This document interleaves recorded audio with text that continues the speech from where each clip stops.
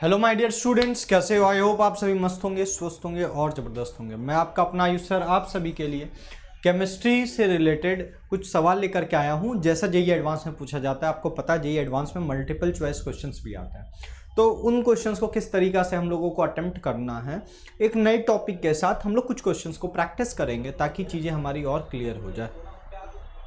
तो आइए हम लोग बात करते हैं सवालों के साथ। जो है आपका सबसे पहला मल्टीपल चॉइस क्वेश्चन, और मैं बता दूं आज का जो ये दो सवाल होने वाला वो केमिकल काइनेटिक्स से रिलेटेड होने वाला। वो किससे रिलेटेड होने वाला बच्चों? केमिकल काइनेटिक्स से रिलेटेड होने वाला है। ये केमिकल काइनेटिक्स से रिलेटेड सवाल होने वाला है। इसमें आप कुछ कॉन्सेप्ट्स भी सीखेंगे सवाल के द्वारा, ठीक है। तो जो आपके सामने सबसे पहला मल्टीपल चॉइस क्वेश्चन है वो ये है कि the substance undergoes first order decomposition. एक सब्सटेंस है वो है ए, जो फर्स्ट ऑर्डर डिकम्पोजिशन मतलब हो तो रहा है डिकम्पोजिशन रिएक्शन, लेकिन कैसा केमिकल काइनेटिक्स या कैसा काइनेटिक्स को फॉलो कर रहा है, तो फर्स्ट ऑर्डर को। मान लीजिए ए बी और सी में जो टूट रहा है, ए बी और सी में टूट रहा है, मतलब ये क्या है? एक तरीका का पैरेलल रिएक्शन है। पैरेलल रिएक्शन क्यों कह रहे हैं? जब कभी भी कोई एक पर्टिकुलर सब्सटेंस एक से अधिक रिएक्शन में पार्टिसिपेट करता है तो हम वैसे रिएक्शंस को पैरेलल रिएक्शंस कहते हैं। तो the decomposition follows two parallel first order reaction, ये मैंने आपको पहले ही बता दिया। इनका K1 आपको दे दिया है, इसका रेट कांस्टेंट क्या होगा और इसका रेट कांस्टेंट क्या होगा, K1 और K2 का वैल्यू आपको दे दिया गया है। If the corresponding activation energies of the parallel reactions are, इन दोनों पैरेलल रिएक्शंस का एक अपना अपना एक्टिवेशन एनर्जी होता है। आपको पता है कि कोई भी रिएक्शन जो होता है तभी होता है जब वो अपने एक्टिवेशन एनर्जी को क्रॉस करता है।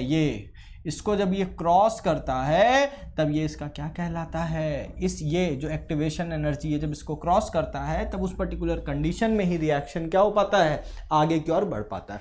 तो इन दोनों का अलग अलग एक्टिवेशन एनर्जी है क्योंकि दो डिफरेंट पैरेलल रिएक्शंस है। दोनों फर्स्ट ऑर्डर काइनेटिक्स को फॉलो कर रहे हैं, वो बात अलग है, लेकिन दोनों का एक्टिवेशन एनर्जीज अलग अलग हैं। तो उनका एक्टिवेशन एनर्जीज दे दिया है। देखो हमेशा क्वेश्चन में जो पहला लिखा हुआ रहेगा वो पहले वाले को शो करेगा। जैसे ये 1 है तो ये फर्स्ट वाले का एक्टिवेशन एनर्जी है।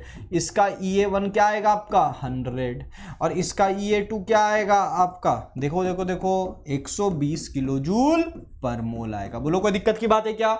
नहीं ना बच्चों। तो अगर मैं यहां पर बात करूं आपसे कि आपको पूछ रहा है कि नेट एक्टिवेशन एनर्जी क्या रहने वाला है, नेट एक्टिवेशन, अरे भाई ए ही तो बी और सी में कन्वर्ट हो रहा है, तो ये जो ए आपका बी और सी में कन्वर्ट हो रहा है इसका नेट एक्टिवेशन एनर्जी क्या होगा? तो नेट एक्टिवेशन एनर्जी कैसे निकालते हैं, आओ हम लोग देखें। तो EA net into K1 plus K2 is equals to EA1 into K1 EA2 into K2।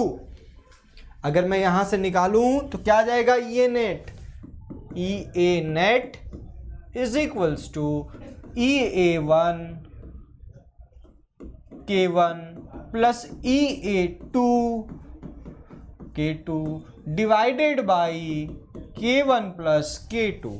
अगर मैं यहां पर देखूं EA1 का वैल्यू क्या है? 100, और इसका क्या है? 120 K1।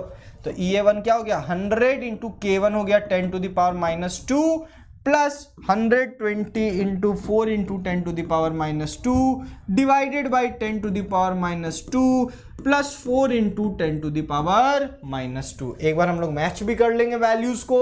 क्या वैल्यूज यही हैं? हाँ एकदम सही है। तो ये आपका EA नेट निकल जाएगा। तो EA नेट बराबर क्या आ जाएगा बच्चों? इसमें से 10 टू द पावर -2 को बाहर निकाल दो।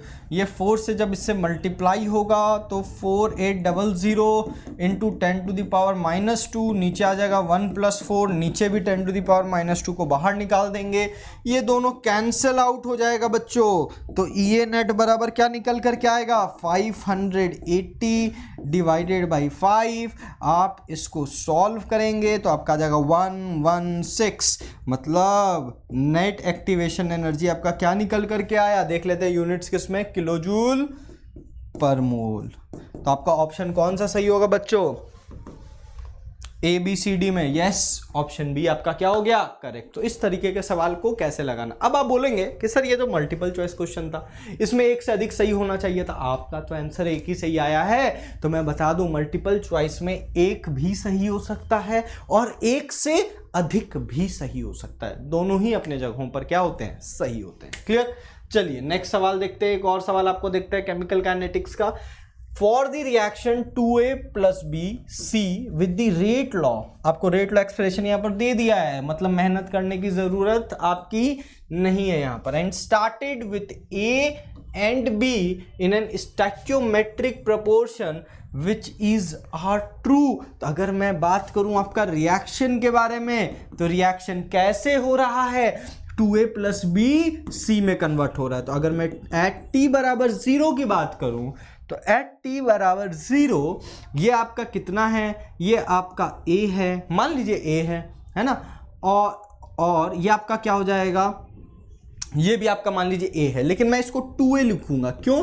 क्योंकि यहां पर एक लाइन लिखा है started with A and B in their stoichiometric proportion. Stoichiometric proportion क्या है, जो स्टैक्योमेट्रिक कोफिशिएंट है, ये 2 है, ये 1 है, ये क्या है, ये एक स्टैक्योमेट्रिक कोएफिशिएंट है, और इन्हीं के रेशियो के बेसिस पर वो रिएक्शन स्टार्ट होता है। मतलब ये 2A, ये A आप लिख सकते हैं, आप चाहे 2x इंटू 2x और ये x, ये 2B और ये B लिख सकते हैं। मतलब रेशियो जो होना चाहिए 2:1 का होना चाहिए, और स्टार्टिंग में ये C क्या होगा, 0। लेकिन एट t बराबर t अगर ये x बन गया होगा तो ये A - x हो जाएगा और ये 2A - 2x हो जाएगा। तो एट टाइम t बराबर t में आपको पता चलेगा कि A का क्या कंसंट्रेशन रहने वाला है, B का क्या कंसंट्रेशन रहने वाला है और C का क्या कंसंट्रेशन रहने वाला है। तो अगर मैं रेट लॉ एक्सप्रेशन को ध्यान से देखूं, तो रेट लॉ एक्सप्रेशन में dC/dt = K, A के जगह पे क्या आ जाएगा बच्चों,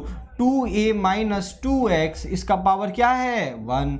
B के जगह पे क्या आ जाएगा, A - x, इसका पावर क्या है, -1। तो अगर मैं यहाँ पर देखूँ तो क्या लिख सकता हूँ, dC/dt के 2 को कॉमन निकाल लो, ये ax × A - x का पावर -1, और ये अगर आप देखेंगे कैंसल आउट हो जाएगा, और ये dC/dt क्या निकल कर क्या आ जाएगा बच्चों, 2k। इस dC/dt को अगर हम चाहे तो क्या लिख सकते हैं, 2k × dt, दोनों तरफ इंटीग्रेशन कर देंगे, और इंटीग्रेशन करने के बाद ये dC आपका क्या बन जाएगा, कंसंट्रेशन ऑफ C, और ये हो जाएगा 2kT। यह आ गया कंसंट्रेशन ऑफ C, क्या निकला, 2kT। तो अगर आप ध्यान से देखें तो ये जो कंसंट्रेशन ऑफ C है, ये y = mx + c जैसा नहीं लग रहा है क्या, जहां पर C का वैल्यू क्या हो गया, 0, ये m का वैल्यू क्या हो गया, 2k। मतलब हम कह सकते हैं कि ये जो कंसंट्रेशन ऑफ C है ये लिनियरली डिपेंड कर रहा है किस पे, टाइम पे। ठीक है, तो पहली बात ये सही है आपका C, है ना, C = 2kT, ये आपका क्या हो गया, गलत हो गया। अच्छा, मैं A का बात करूं, A का कंसंट्रेशन क्या निकल करके आएगा, तो A का कंसंट्रेशन 2A - 2x निकल करके आएगा। इसको मैं 2x - 2 × x के जगह पे क्या लिख सकता हूं, जल्दी से बताना। ये x क्या था, कंसंट्रेशन ऑफ C ही तो था, तो जो कंसंट्रेशन ऑफ C आया वो मैं लिख सकता हूँ यहाँ पर। तो ये मेरा A का कंसंट्रेशन क्या आ जाएगा, बताना फटाफट बताना, -4kT + 2A, ये मेरा क्या हो गया C, ये मेरा क्या हो गया M, ये मेरा क्या हो गया X, ये मेरा क्या हो गया Y। तो Y = mx + C हो जाएगा। बोलो कोई दिक्कत, ये भी लिनियरली डिपेंड कर रहा है। अगर मैं B का बात करूं तो ऑब्वियस सी बात है, जब 2A - 2x डिपेंड कर रहा है तो B तो A - x है, यहां पर A - 2kT हो जाएगा। Concentration of B at time T, जिसको आप ऐसा भी लिख सकते हैं, ये मेरा C का वैल्यू हो गया, ये मेरा M का वैल्यू हो गया, इस T को हम X मान सकते हैं और इस B को Y। तो यहां पर आपको देखने को मिल रहा है कि ये जो B है, ये जो B का कंसंट्रेशन है वो भी इस टाइम T पर लिनियरली डिपेंड कर रहा है। मतलब ऑप्शन बी भी क्या हो गया, सही हो गया। अब आपको यूनिट ऑफ K निकालना है बेटा, और जब आप K का यूनिट निकालते तो आपको पता है K का यूनिट क्या होता है, कैपिटल M क्या है, मोलैरिटी का यूनिट है, कंसंट्रेशन का यूनिट है, जिसका पावर 1 - n/s होता है, जहां पर n क्या होता है, ओवरऑल ऑर्डर।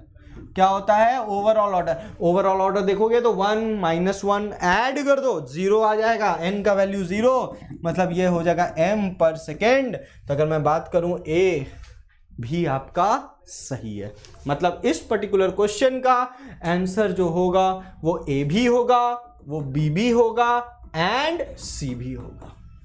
आया बात समझ में। अगर आपको मल्टीपल चॉइस क्वेश्चन मिलता है तो आपको किस तरीका से लगाना है, और साथ ही साथ इन क्वेश्चंस के द्वारा आपको कुछ कुछ कॉन्सेप्ट्स केमिकल काइनेटिक्स के भी समझ में आएंगे जो कि आपको हेल्पफुल होंगे आपके एग्जाम में। मिलते हैं बच्चों नेक्स्ट सेशन में नेक्स्ट क्वेश्चन के साथ, कुछ नए टॉपिक्स के साथ जो कि आपको जेईई एडवांस में कहीं ना कहीं हेल्प करेगा। धन्यवाद।